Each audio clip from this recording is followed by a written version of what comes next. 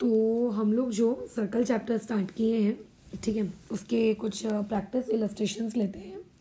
ये practice illustrations इस बात पे बेस्ड हैं कौन सी प्रॉपर्टी के, कि अगर आप किसी एक्सटर्नल पॉइंट से किसी सर्कल को अगर आप टेंजेंट ड्रॉ करते हो, ठीक है, तो वो टेंजेंट क्या होती है, इक्वल होती है।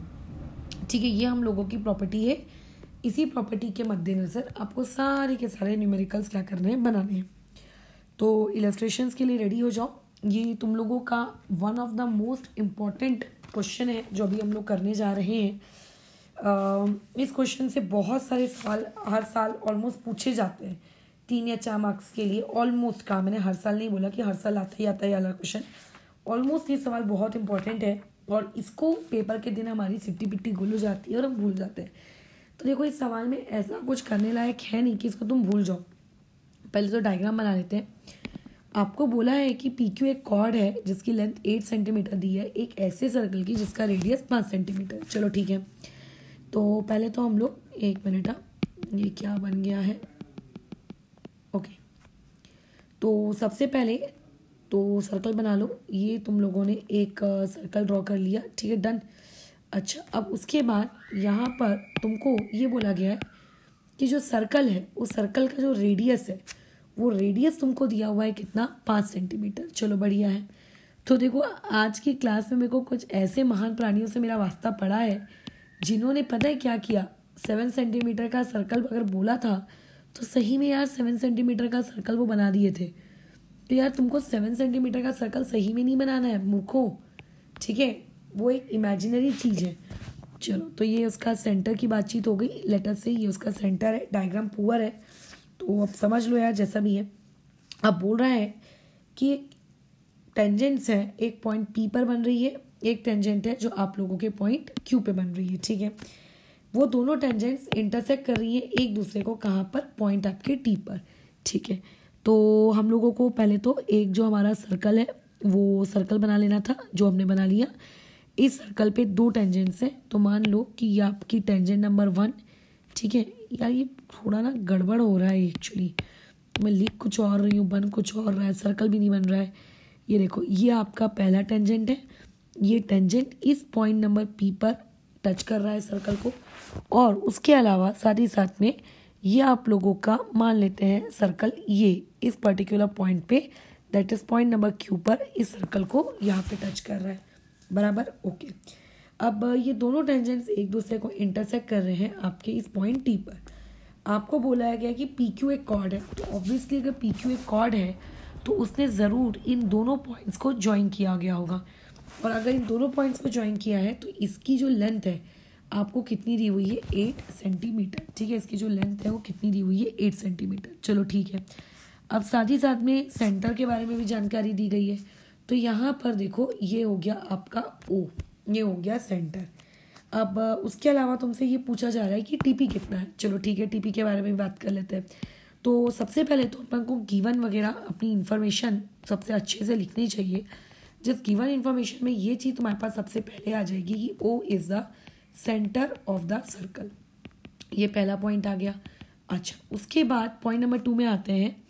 आपको PT और TQ या फिर PT और QT, ये दो आपको क्या दिए हैं, टेंजेंट्स दिए हुए हैं। तो उसके बारे में लिख लेते हैं कि PT and QT are 2 tangents, ठीक है, from external point, are 2 tangents from external point T, बराबर। एक्सटर्नल पॉइंट क्या है, इसका T है, ओके, डन। अब उसके बाद यहाँ पे क्या इन्फॉर्मेशन दी हुई है कि PQ आपकी कॉर्ड है, तो PQ की वैल्यू यहाँ लिख दो, PQ इक्वल टू कितना, 8 सेंटीमीटर। तो we are done with our given part. अब आ जाते हैं टू फाइंड में। तो टू फाइंड में क्वेश्चन में क्या बोला है कि आपको TP की लेंथ फाइंड करनी है। तुम चाहो TP की लेंथ फाइंड करो, तुम चाहो TQ की लेंथ फाइंड करो, आना तो यार दोनों को इक्वल ही है, क्योंकि एक्सटर्नल पॉइंट से तो दोनों टेंजेंट्स इक्वल होती हैं। तो देयरफॉर आपका TP ढूंढो कि आपका QT ढूंढो, आएगा दोनों ही सेम।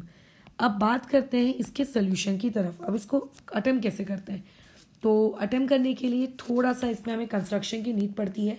तो कंस्ट्रक्शन के लिए स्पेस छोड़ेंगे, मतलब लिख लेंगे कंस्ट्रक्शन। फिलहाल अभी आप आगे काम करते हैं।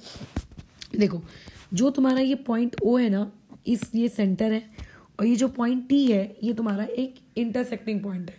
हो सकता है तुम्हें देखने से अभी ये मेरा सेंटर ना लगे, हो सकता है देखने से तुम्हें कुछ चीज़ें ठीक ठीक ना दिखे, बट क्या कर सकते हैं, डायग्राम स्किल पुअर है याद रखना। तो इनको आपको ज्वाइन करना है, सेंटर को और इंटरसेक्टिंग पॉइंट को। इस टाइप का जो क्वेश्चन होता है इसका पहला कंस्ट्रक्शन। दूसरा कंस्ट्रक्शन, आपको इस ओ को किससे ज्वाइन करना है, पी से, और इसी सेम ओ को किससे ज्वाइन करना है, क्यू से। ऐसा ही काम आपने 9th स्टैंडर्ड में भी किया है कॉन्ग्रुएंसी वाला सर्कल्स चैप्टर में। कुछ लोगों को अगर याद होगा तो बहुत अच्छी बात है। तो कंस्ट्रक्शन इसका पहले लिखा लेते हैं कि तुम लोगों ने क्या क्या लिखा है, कंस्ट्रक्शन में क्या क्या किया है। तो कंस्ट्रक्शन वाले पार्ट में आ जाओ। कंस्ट्रक्शन क्या हो जाएगा आप लोगों का, ज्वाइन ओ टी, ठीक है, ये वाला आ गया आपके पास, ज्वाइन ओ टी, ठीक है। उसके अलावा हमने और क्या ज्वाइन किया, ओ पी, एंड साथ ही साथ में हमने क्या ज्वाइन किया आप लोगों का, ओ क्यू। ये 3 चीज़ें हम लोगों ने ज्वाइन कर ली है। अब आगे देखो क्या बोला है इसमें, अपने सोल्यूशन की तरफ आते वक्त ध्यान देना, आपको ढूंढना है टीपी। अब टीपी को कैसे ढूंढेंगे, तो टीपी को ढूंढने के लिए 2 तरीके हैं, दोनों ही तरीकों से इस चीज़ को सॉल्व किया जा सकता है। बट पर्सनली मेरे दिमाग में क्या आएगा मैं उस पर बात करती हूँ। तो सबसे पहले आपको इस क्वेश्चन में ये प्रूव करना है कि जो तुमने ओ टी ज्वाइन किया है, ओ टी के ज्वाइन करने की वजह से मान लो कि ये वाला जो पॉइंट है ना, ये पॉइंट मान लेते हैं आपका क्या है, एम है। आपको ये बताना है कि जो टी एम है या फिर जो आपका ओ टी है वो आपके कॉर्ड को 2 इक्वल पार्ट्स में डिवाइड कर रहा है। क्या कर रहा है, आपके कॉर्ड को 2 इक्वल पार्ट्स में डिवाइड कर रहा है। ये आपको प्रूफ करके दिखाना है। आपको क्वेश्चन में कहीं बोला है क्या कि वो इक्वल पार्ट में डिवाइड कर रहा है, नहीं बोला है। तो डायरेक्टली उसको इक्वल पार्ट में डिवाइड करता है ये अज्यूम करके क्वेश्चन सॉल्व करना शुरू मत कर देना, ठीक है। क्वेश्चन सॉल्व करना शुरू मत कर देना, आपको प्रूफ करके दिखाना है। तो अब बात आती है कि इसको प्रूफ कैसे करेंगे। सबसे इम्पोर्टेंट चीज़, ये प्रूफ कैसे की जाएगी। तो यहाँ पे हम लोगों को सबसे ज़्यादा दिक्कत होगी। तो अब यहाँ पे अब कब कैसे क्या, तो देखो इसके लिए ये वाले ट्रायंगल्स दिख रहे हैं तुमको, मैं शेड कर देती हूँ। सबसे पहले हम इन 2 ट्रायंगल्स को उठाने वाले हैं। ये देखो ये वाला ट्रायंगल, ठीक है, यानी कि येलो बॉर्डर के अंदर वाला ट्रायंगल, ये दिख रहा है, ये ट्रायंगल दिख रहा है, यस। इस ट्रायंगल को उठाएंगे और उसी का जो काउंटर पार्ट है, कौन सा वाला बताओ, ये वाला, ग्रीन कलर से भी दिखना शुरू हो जाएगा ये। इन दोनों को पहले तो आप कॉन्ग्रुएंट प्रूफ करो। कर सकते हो क्या इनको कॉन्ग्रुएंट प्रूफ, बिल्कुल कर सकते हैं, उसमें कौन सी बड़ी बात है। तुमने कल एक थ्योरम नंबर 3 पढ़ा था, मैंने तुमसे क्या बताया था कि जो एक्सटर्नल पॉइंट्स हम टेंजेंट्स बनाते हैं वो दोनों आपस में क्या होती हैं, इक्वल होती हैं, ये बताया था। साथ ही साथ में तुमको ये भी बताया था कि वो दोनों एंगल्स भी आपस में क्या होते हैं, इक्वल बनते हैं, ठीक है। सेंटर पे तो एंगल, इवन ये भी बताया था कि सेंटर पे जो एंगल बनता है θ3 और θ4 वो भी आपस में क्या होता है, इक्वल होता है। सारी बातचीत बताई हुई है। अब तुम्हारी मर्जी है, तुम ऊपर के 2 ट्रायंगल्स, ये ट्रायंगल नंबर 1 और 2 को कॉन्ग्रुएंट प्रूव करना चाहते हो कि ट्रायंगल नंबर 3 या ट्रायंगल नंबर 4। हाँ, ऐसा नहीं होना चाहिए कि एक ट्रायंगल नीचे का, एक ट्रायंगल ऊपर का, एक ऊपर का, एक नीचे का, ऐसा नहीं।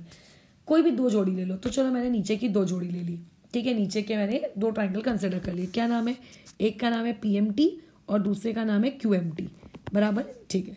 तो आ जाते हैं, सबसे पहले हमारे पास इन ट्रायंगल PMT और दूसरा ट्रायंगल हम लोगों के पास कौन सा है, आप लोगों का QMT। अब ये जो ट्रायंगल आपको दिए हैं इन्हें कॉन्ग्रुएंट प्रूफ करना है। तो इन ट्रायंगल्स में जो सबसे बड़ी इंफॉर्मेशन आपको गिवन हाथों हाथ दी हुई है, PT और QT ये एक एक्सटर्नल पॉइंट से बनने वाली टेंजेंट्स है।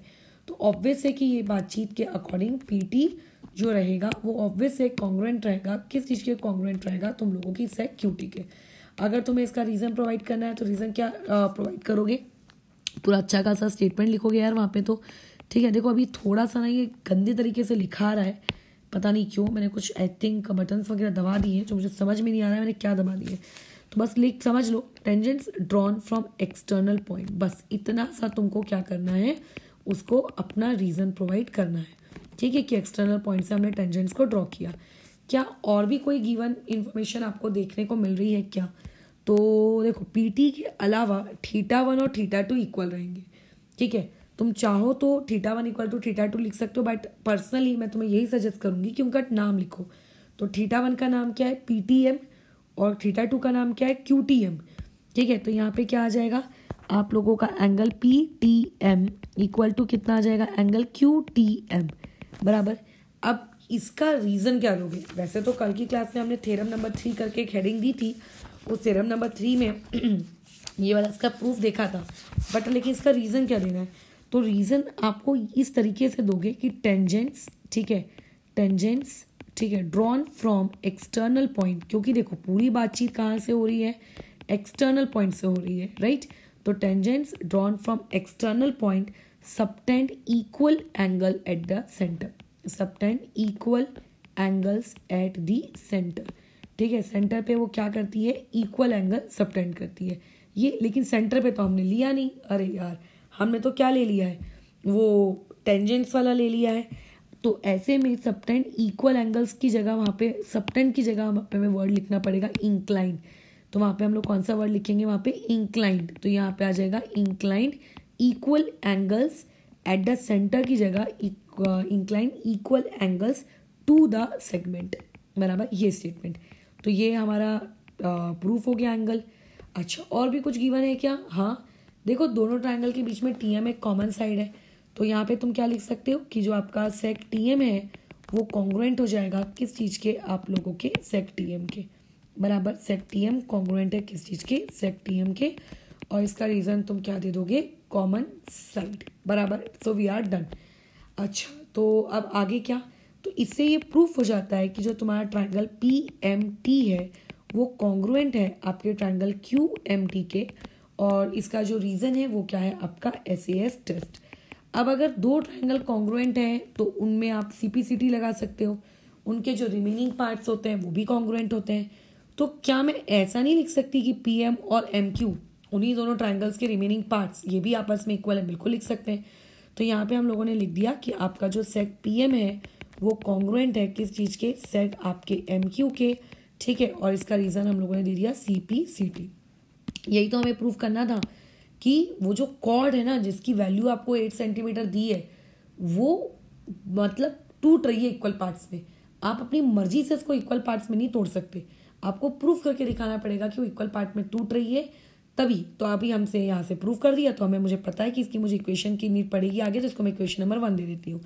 साथ ही साथ में तुम्हें नहीं लगता कि ये जो एंगल है, कौन सा वाला एंगल भैया, जरा देखिए, ये वाले एंगल की बात करी जा रही है, ये वाला, एक मिनट, ये वाला एंगल, ये वाला एंगल और ये वाला एंगल, ये दोनों एंगल्स भी आप आपस में इक्वल होंगे, CPCT की वजह से बिल्कुल होंगे।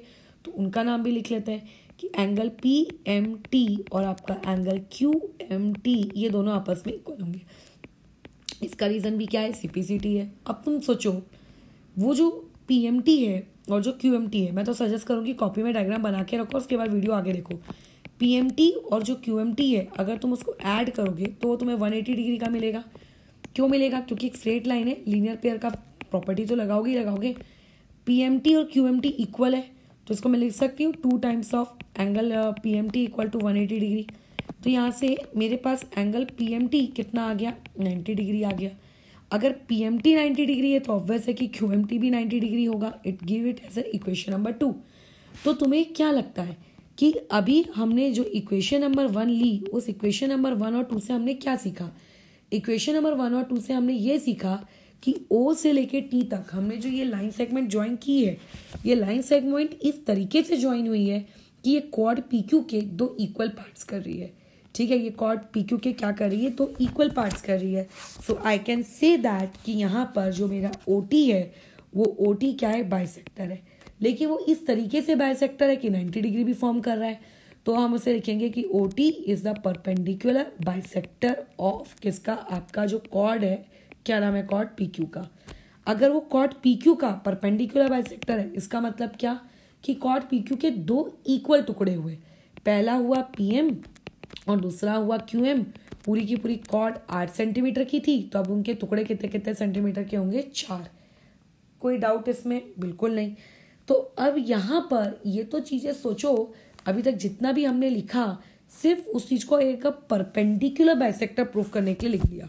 अब मान लेते हैं पेपर में तुमको सारी स्टेप्स आती हैं, इसके बाद की तुम्हें सारी स्टेप्स आती हैं, बट इसके ऊपर उसको परपेंडिकुलर बाइसेक्टर कैसे प्रूफ करते हैं तुम्हें यही नहीं आता है। तो एक काम करना, उस चीज़ में अपना सवाल एटलीस्ट बोर्ड एग्जाम में छोड़कर मत आ जाना, इतना ज़रूर कर लेना कि वहाँ पर ये लिख के आ जाओ, यहीं से स्टार्ट कर दो कि OT एक परपेंडिकुलर बाइसेक्टर है और कॉर्ड्स के 2 इक्वल पार्ट हुए, खत्म। कम से कम इतने से तो शुरू कर ही सकते हो ना, अगर ऊपर का याद नहीं आ रहा है, टाइम नहीं बच रहा है तो। अब आगे क्या करें, हमको फाइंड करनी है यार इतनी सारी चीज़ें, TP फाइंड करना है, कैसे करेंगे। पहली बात तो आपको सर्कल का रेडियस दिया है 5। अब ध्यान दो, मैं इस ट्रायंगल को रीड्रॉ कर रही हूँ। ये देखो, ये पॉइंट P है, इस पॉइंट P से लेके मैंने M तक लिया, उसके बाद मैंने यहाँ पे आपके O पर आया और O से मैंने इस M को ज्वाइन किया। तो OP एक रेडियस है, ये 5 सेंटीमीटर है, ये एंगल 90 डिग्री है, और ये जो PM है ये अभी अभी मैंने कहा कि ये 4 सेंटीमीटर की है, बराबर। अभी अभी मैंने कहा कि कितने सेंटीमीटर की है, 4 सेंटीमीटर की है। तो इस हिसाब से क्या मैं MB ये ढूंढ सकती हूँ? बिल्कुल ढूंढ सकते हो आप यहाँ पर, है ना। ये क्या किया है मैंने, बस उसी ट्रायंगल को उठा के वहाँ पे रीड्रॉ कर दिया है, उसी ट्रायंगल को उठा के मैंने क्या कर दिया, रीड्रॉ कर दिया, और कुछ भी नहीं किया। उस ट्रायंगल को उठाया, उस ट्रायंगल को हम लोग क्या कर रहे हैं, रीड्रॉ कर रहे हैं। तो इस ट्रायंगल में हम क्या लगा सकते हैं, पाइथागोरस थ्योरम लगा सकते हैं, लगा दो। तो ये आपका ट्रायंगल है, इस ट्रायंगल में आपको क्या लगाना है, पाइथागोरस। तो अच्छे से वहाँ लिखना कि किस ट्रायंगल में पाइथागोरस लग रहा है, क्या हो रहा है, ठीक है। तो ये आ जाएगा इन ट्रायंगल आपका PM क्या था, वो PMO था, ठीक है। तो देयरफॉर बाय पाइथागोरस थ्योरम, ठीक है। So we are done. पूरा स्पेलिंग वगैरह तुम यार पूरी लिखोगे।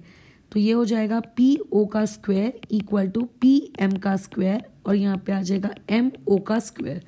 तो ये हो गया 25 का square 25 equal to PM square, यहाँ पे आ गया -16 इक्वल टू MO स्क्वायर। तो देयरफॉर यहाँ पे मेरे पास MO की वैल्यू कितनी आ गई, आपके पास 3 सेंटीमीटर। क्या MO की वैल्यू निकलने से मेरा टेंजेंट आता है क्या? नहीं आता। MO किसे कहते हैं? MO इस प्राणी को कहते हैं, ये देखो इतनू से डिस्टेंस को MO कहते हैं। क्या ये निकलने से मेरा बाकी पार्ट आ गया? बिल्कुल नहीं आया। अब क्या करें, अब तो फिर अटक गई गाड़ी। अभी भी नहीं अटकी, अभी भी बहुत ईजी है निकालना। कैसे? देखो, अभी आपके पास ये जो रेड कलर का ट्राइंगल दिख रहा है, ये पॉइंट T से शुरू करते हैं, पॉइंट P तक जाते हैं, पॉइंट P से अभी पॉइंट M पे आ जाते हैं। तुम चाहो तो पॉइंट P से O भी जा सकते थे, पॉइंट P से आप O भी जा सकते थे अभी, बट ऐसे मत जाओ। ये जो 2 छोटे छोटे ट्राइंगल्स है ना, इन दोनों छोटे छोटे ट्राइंगल से पाइथागोरस लगानी है, इन दोनों छोटे छोटे ट्राइंगल्स पे। तो अब यहाँ पे 90 डिग्री कौन है? M है आपका 90 डिग्री।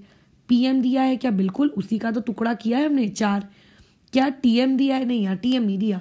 क्या TP दिया है? TP भी नहीं दिया, TM भी नहीं दिया, TP भी नहीं दिया। अब मैं क्या करूं? अब अटक गई हमारी गाड़ी। तो अब इसके बाद अब आगे क्या कहानी, तो करते हैं सॉल्व, अटेम्प्ट करने की कोशिश करते हैं उसको। कैसे सॉल्व किया जा सकता है? आपका कुछ जानकारी तो दी नहीं है, तो जब जानकारी ही नहीं दी तो आगे की गाड़ी आप कैसे चलाओगे? ठीक है, कोई बात नहीं। तो अब ऐसे में हमको कुछ वेरिएबल्स के साथ इस क्वेश्चन को सॉल्व करना पड़ेगा। तो ठीक है, कर लेंगे वेरिएबल्स के साथ इस क्वेश्चन को सॉल्व। कोई तकलीफ तो होगी नहीं? बिल्कुल नहीं।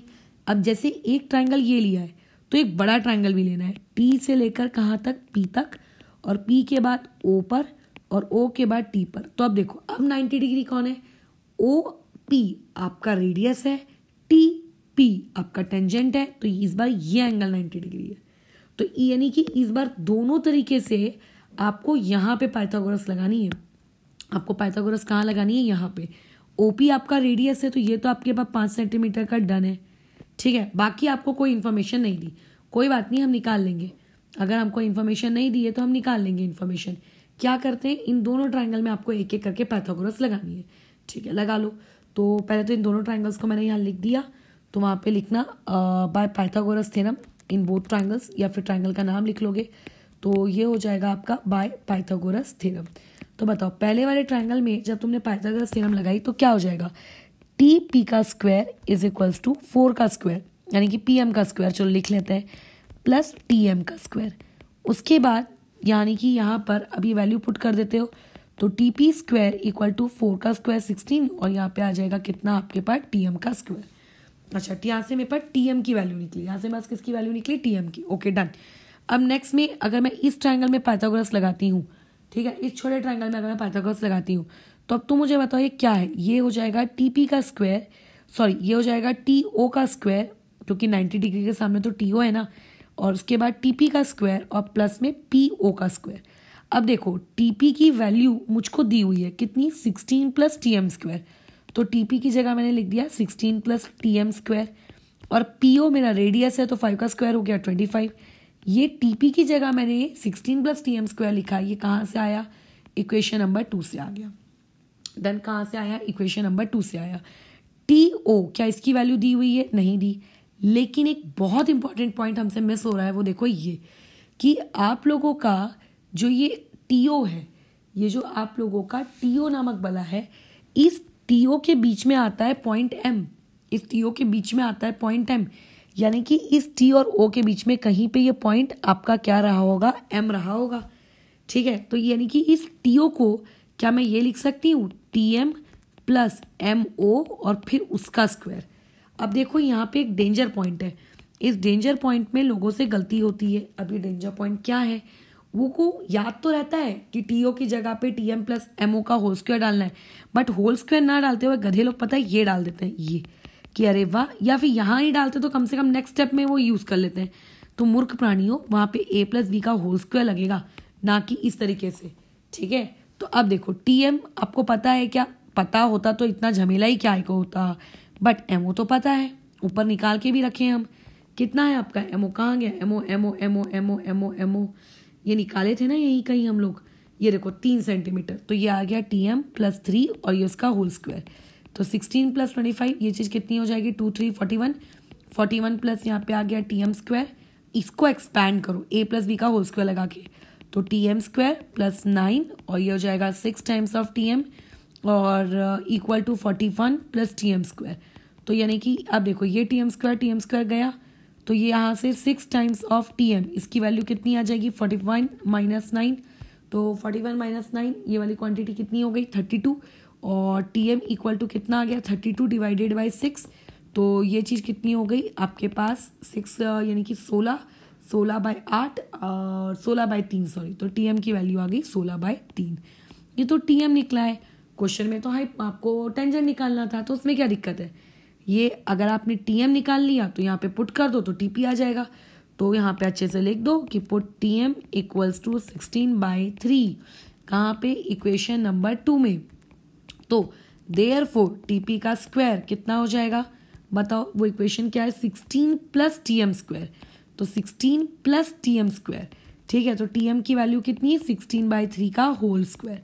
अच्छा, तो 16 प्लस 16 का स्क्वायर 256, 3 का स्क्वायर 9, तुम चाहो तो पॉइंट में निकाल के उसको ऐड कर लो, but I do not prefer it, मैं कहूँगी क्रॉस मल्टीप्लाई करके ऐड करो, तो ये वाली क्वांटिटी हो जाएगी 400/9, तो ये टीपी स्क्वायर की वैल्यू आई। अब स्क्वायर रूट लोगे तो 400 किसका स्क्वायर रूट होता है, 20 का, और 9 किसका होता है, 3 का, तो यहाँ से टीपी की वैल्यू कितनी आ गई, 20/3 फाइनली। तो देखो इस क्वेश्चन में कुछ भी नहीं है, इस क्वेश्चन की टोटल ना 4 स्टेप्स होती हैं, इस क्वेश्चन की टोटल 5 स्टेप्स होती हैं। स्टेप नंबर 1 देख लेते हैं, एक एक करके स्टेप गिन लेते हैं। सबसे पहली स्टेप होती है आप उसको प्रूव करो, क्या, कि वो लाइन सेगमेंट जो सेंटर और उस पॉइंट को ज्वाइन की जा रही है वो परपेंडिकुलर बाइसेक्टर है, ये पहला काम।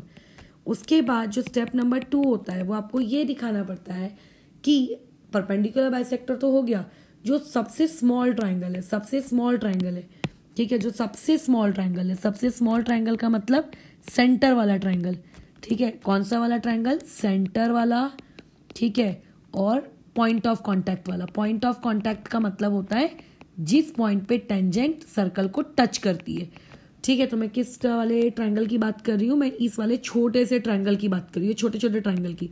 इन दोनों में से कहीं भी पाइथागोरस लगा दो। अच्छा, उसके बाद किस में लगाओ आप, स्टेप नंबर 3 में।